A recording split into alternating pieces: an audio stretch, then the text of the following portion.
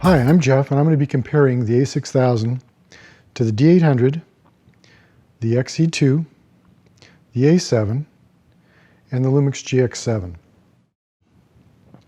The A6000 just came out. I think it's a really nice camera, and for a lot of people, it will certainly be able to replace their larger cameras if they want something that's more portable and much lighter. The A6000 is the smallest camera here by far, and takes a very good picture. Right now it's a superb deal, and I'll get into this a little bit later, but first let me run through some of its competition. The Nikon D800, and of course I'm cheating here, I've got a D300 here because I sold my D800. I like the new ILC cameras so much better that I'm going to leave the full frame DSLR race. But this camera has, or had, the 24 to 85 mid zoom. It's an excellent zoom, it's good value. That's a great comparison for the rest of the cameras here. The wide angle for the Nikon, I got the 18 to 35, f3.5 to 4.5. Price point, it's so much better than the 16 to 35 f4 and the 14 to 24 and the 17 to 35, which run $1,250, just under $2,000, and $1,750, relatively speaking. So this is a very good value for a wide-angle zoom lens for Nikon. Finally, this is the 70 to 300 VR. Good lens, good value. Next, we have the Fuji X-e2. Now you can see how much smaller the X-e2 is than the D800. Now this is, like I say, this D300, but this is virtually the same size, body's the same size, same weight as the D800. And there's a pretty substantial difference. And of course, feeling it, there's even a larger difference. This, of course, is an APS-C sensor, which is smaller than the D800. The quality on the X-e2 is excellent. The X-T1 is virtually the same with a waterproofed body. Comparing the lenses, again, the 18 to 35 is your mid-range. 10 to 24 is the wide-angle zoom. This compares very similarly to the Nikon's wide-angle zoom. And the 55 to 200 zoom compares very similarly with the 70 to 300. That said, the Nikon lenses that I'm talking about here in this price range are not their pro level lenses, whereas Fuji, all their lenses that they make are intended for pro use. They don't have two levels of lenses like Nikon and Canon do. They have just one level of lens. They're all very good. They may not be cheap, but every review I've read says they're a good value. So I rely on that heavily. The next camera is the Sony A7. I elected to get the A7 instead of the A7R, which is 34 megapixels as opposed to this 24 megapixel. This compares with the Nikon D610, where the A7R compares directly with the D800 as far as megapixels. This is a very nice camera, very small, articulating rear screen. Size-wise, you can see it is not much larger than the APS-C sensor, Fuji. The problem with the A7 at this point is the lack of lenses. I have the 28 to 70 kit lens that came with the camera. It's a good lens, nothing spectacular. I haven't noticed any deficiencies, but it's not rated particularly highly. In contrast to the 55 1.8, which I also bought with the camera, which is rated by DxO very highly. And I was curious to see, candidly, just what the difference was, if I could perceive a difference in the lenses. And I'm not sure that I can. You get a perception that it's sharper, but it's very, very difficult to actually discern. last but not least, I have the Panasonic Lumix GX7. And if you are also comparing the Olympus, Olympus has the OMD EM5, which compares very favorably with this camera. They're very similar, share a lot of features. I do like some of the features of the GX7 better, but I certainly wouldn't discourage somebody from the Olympus variant of this, the OMD EM5. I think it's every bit as good. It's personal preference. Here I have, for the mid-range telephoto, is a 14 to 45. This is one of the earlier lenses for the Lumix, and I like it better than the current crop of 14 to 42s.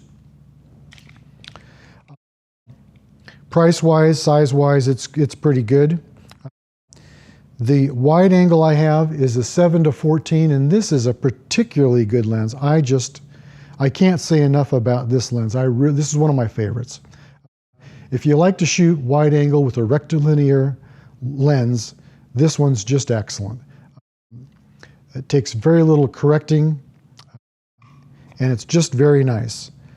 The price is a little high. It is $9.99 currently at B&H or Sammy's. But it's a really, really nice lens. I've heard nothing but good about it. Now, the telephoto I use, I've elected to use the 45 to 200, which actually puts me a little further out in the range than any of the rest of the cameras, because that translates into a 90 to 400. Their 45 to 150, which would be the equivalent of the other lenses, is considerably smaller and lighter, and in every way it's much more compact, but the quality isn't quite as good. So I am using this one for the price differential. This one's only about $50 more. I think the quality and size is worth it. If you're running really light and you want a compact kit, this one's a good deal. So now, if you're really interested in compact, the Lumix gives you a lot of options. The Olympus lenses are particularly small. Their 45 is so petite. When I got it, I thought they sent me the wrong lens. It's got a very small barrel and a 37.5 lens cap. So it's very small, and I'm using it on one of my video cameras here, so I'm not going to show it to you. But this lens is the 14 millimeter f2.5, and you can see how small this lens is. It's very small and light. This is their power zoom.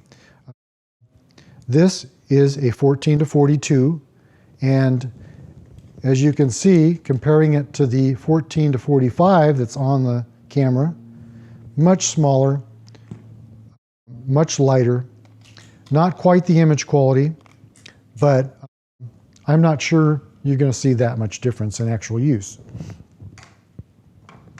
So let's get to the A6000. How does it compare with any of these cameras, all of these cameras? If I were going to try and compare it fairly in this comparison, I would compare the Sony 10 to 18 f4, that is about $748, and the 18 to 55 f3.5 to 5.6, which is $298, and the 55 to 210, which is a 4.5 to 6.3 at $348, which is a pretty good deal. That kit would be $1,992. However, currently, Sony is selling the A6000 with the 16 to 50 millimeter lens for $748. When you put that together with the 55 to 200 for $348, you have just under $1,100 invested in this system. And I really think that is an outstanding deal. If you got the 10 to 18, 18 to 55, and 55 to 210, you would be talking about almost $2,000, 1992. So being the frugal person I am, I elected to go with this combo. And I have to say, so far, I am very impressed. Does a good job in low light, easy to focus in low light. The color rendition's good. I've been very happy with that. So if you are looking to get a carry-around camera that's small and light, I would strongly encourage you to consider this camera. It's excellent. If you're looking to replace a full-frame camera, at this point in time, depending upon the size, I would recommend strongly the Fuji as a pro quality lens system. I buy my cameras primarily based on the quality of the lenses, and the Fujis consistently are outstanding. One of the things that drew me to the Sony was the Zeiss lenses. However, when Zeiss recently had a sale on Zeiss lenses, I looked up the comparisons online with the lens that I already have, and the Fuji lens was actually considered to be a better value and somewhat better in some areas. Not that I'd never noticed the difference, but why would I change if I already have the better of the two lenses? So I really like Zeiss lenses. I've used Zeiss lenses for years on my medium format cameras. Their quality can be incredible, as evidenced by this 55 to 1.8. The reviews have been outstanding. But I would wait on the A7 until more lenses are out. The Lumix, on the other hand, is a great small camera. And the variations on lenses is absolutely incredible. Between the Panasonic lenses, the Lumix lenses, the Lumix Leica lenses, which you can't say enough about. Leica lenses are always excellent. They're also usually tend to be heavy and expensive. And the Olympus lenses, which work very well on this camera, because this camera, in addition to using image stabilization from the lenses, also has a body image stabilization system, which is a new thing for the Panasonic line. This is the only camera that Panasonic makes at this point in time that has the body and stabilization. So you can use any of the Olympus lenses or the Panasonic lenses and still have image stabilization. So let me talk about some of the options for you if you were looking at the Panasonic. Panasonic does make some pro-level lenses for this camera. They have a 12-35 f2.8 and a 35 to 100 f2.8. Price points $895 and $1397 respectively. So there's a pricey lenses, but their quality has been rated very high, so they are good to consider. In addition, Olympus makes a 12 to 40 Pro lens, f2.8, comes in at $999. They also make a 1250 and a 75 to 300. Panasonic also makes a 100 to 300. 100 to 300, those 300s turn into 600s on this crop format, so that's a doubling factor. So you get a lot of reach with 100 to 300. Even this 55 to 200 gets me out to 400 millimeters, which is quite a reach. So that's what you have to choose from. Like I say, it's very tough to beat at $1,100 or $1,094 at the current price. It's very hard to beat this if you're getting into the system. So I would strongly recommend that. So from there, I'll put the package prices and weights on screen here for you, and make your choice and enjoy. And remember, the best camera you can buy is the one that you'll carry with you.